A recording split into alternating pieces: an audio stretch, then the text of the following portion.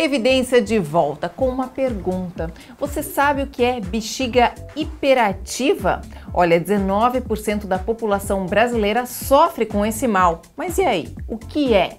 Ao meu lado, Dr. Belarmino José da Silva, ginecologista, que vai falar um pouquinho mais sobre esse assunto. Doutor, bexiga hiperativa realmente é quem urina demais? Como saber se a pessoa tem ou não tem? São vários parâmetros, entre eles o número de micções que a mulher tem ao dia. E é uma questão de funcionamento.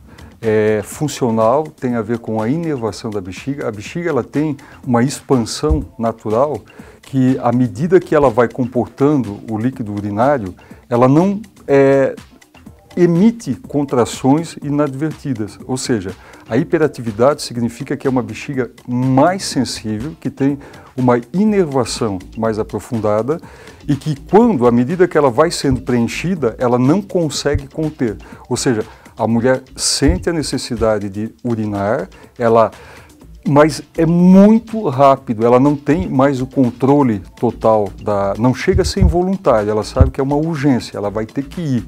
Então, é essa bexiga hiperativa, que ela responde muito sensivelmente ao enchimento da bexiga, quando naturalmente a bexiga, ela comporta um determinado volume e, em situações normais, a mulher consegue ter o domínio do momento em que quer urinar.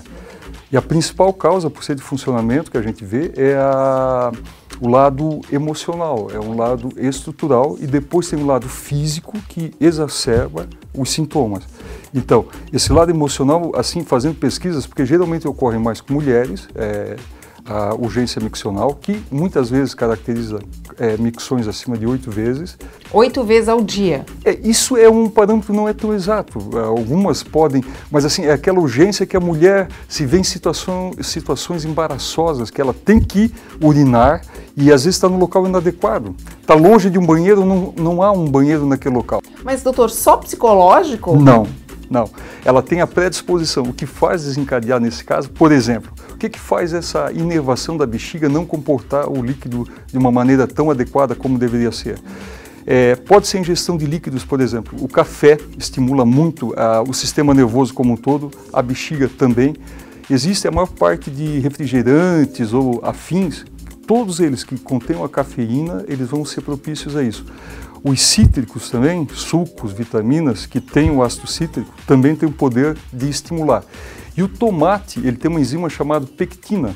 O tomate também costuma estimular muito mais a micção para quem já tem a urgência miccional. Nossa, olha que interessante. Doutor, ok, então o tratamento seria também psicológico? Também, ele é multidisciplinar, psicológico, a terapia ajuda bastante, mas nós temos medicamentos também. A bexiga, pelo fato de ser um músculo que não se tem um acesso tão direto, se você quer aumentar um bíceps, você tem como fazer isso, uma panturrilha, você tem como fazer isso.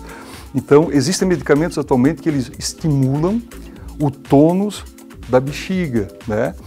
Eles só têm um inconveniente, eles dão um pouco de secura na boca, mas esses medicamentos eles já são usados com muita frequência e já estão num ponto muito evoluído, assim que os efeitos colaterais são mínimos. O que ocorre? A bexiga, por ficar na bacia, não se tem aquela... a musculatura do períneo é difícil de ser trabalhada. Existe a fisioterapia para o períneo, que é muito bem-vinda e fortalece a musculatura. E o medicamento, de uma forma mais passiva, faz a mesma coisa. Faz com que a musculatura da bexiga fique mais enrijecida e a mulher passe a ter mais domínio dos esfíncteres dela. Então pode ser uma multidisciplinar com apoio de terapia, como vai poder ser medicamentoso também. Não é cirúrgico. Ô doutor, e a título de informação, já que a gente falou tanto que a nossa pauta é a bexiga hiperativa, a diferença entre bexiga hiperativa e incontinência urinária, porque você citou ali que a bexiga hiperativa a pessoa às vezes não consegue nem chegar ao banheiro que já tem que urinar. Isso não seria meio que confundido com a incontinência? Não, a incontinência ela é involuntária. A mulher quando a mulher vê, ela já urinou. Aí não é psicológico? Não é psicológico. Está associado à patologia. Tanto a gente fala até insuficiência urinária, incontinência, urinária de esforço. geralmente associada ou a uma cirurgia de retirada do útero. Após a cirurgia, o útero dá um apoio para a bexiga fica sem esse apoio, pode ocorrer uma incontinência. O número de partos normais com fetos de tamanho muito desproporcional ao períneo da mulher pode fazer com que na hora do trajeto do parto, o feto ao passar, faça com que tenha um descolamento da bexiga. A bexiga perde a anatomia dela, podendo ser corrigido mais tarde com uma colpoperineoplastia, né? Outros fatores, assim, o diabetes mellitus, ele é algo que vai tirando a sensibilidade neuronal, o estímulo nervoso vai ficando menos sensível com pessoas portadoras de diabetes. Então, pode-se ter incontinência urinária ou a própria infecção urinária, que pode levar a uma incontinência, que a mulher perde o controle, não seria uma urgência, porque a urgência é algo que não há como se controlar.